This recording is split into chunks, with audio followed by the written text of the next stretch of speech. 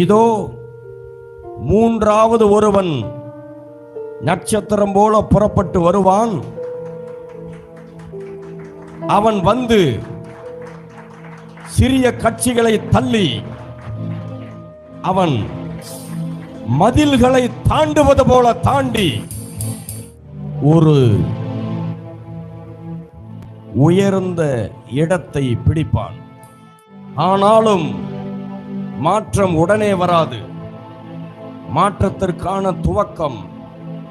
துவங்கும். 3 எழுத்து கட்சியில் இளைஞனாய் இருக்கிற நிதி என்று அழைக்கப்படுகிற அந்த சகோதரன் மேல் அவர் தலைமையில் ஒரு புதிய அத்தியாயத்தை துவக்குவார்கள்.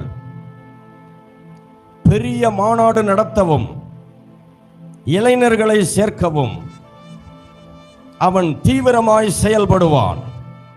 Thank you, Holy Spirit.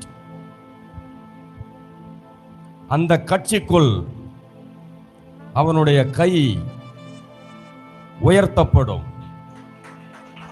சீனியர்கள் எல்லாவற்றிற்கும் மேலாய் அவன் தன் குடும்பத்தின் அதிகாரத்தின் நிமித்தம் தன்னை மேலே உயர்த்தி கொள்ளுவான்.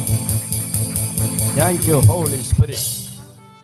கர்த்தர் என்னோடு 2007 வெளிப்படுத்தி பேசினார்.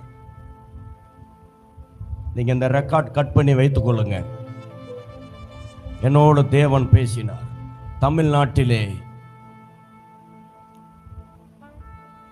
இந்த பெரிய 2 கட்சியினுடைய பின்புலம் இல்லாமல், தெளிவா புரிஞ்சு கொள்ளுங்க, அண்ணா திமுக இல்லாம ஒரு மாற்றத்தை கர்த்தர் கொண்டு வரப்போகிறார்.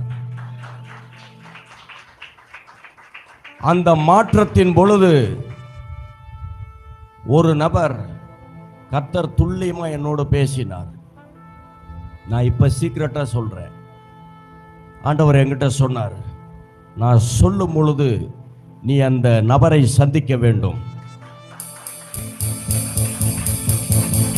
நீ அந்த மனிதன் தலையின் மேல் அபிஷேக எண்ணெயை வைத்து உன் 2 கைகளை வைத்து அவனை ஆசீர்வதிக்கும் பொழுது அவனுக்கு முன்பு நான் வாசல்களை திறப்பேன். இது தீர்க்கதரிசனம்.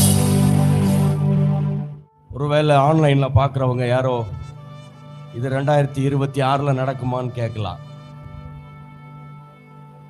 மாற்றத்திற்கான துவக்கம் 2026 துவங்கும். மாற்றம் வர நாட்கள் பிடிக்கும்.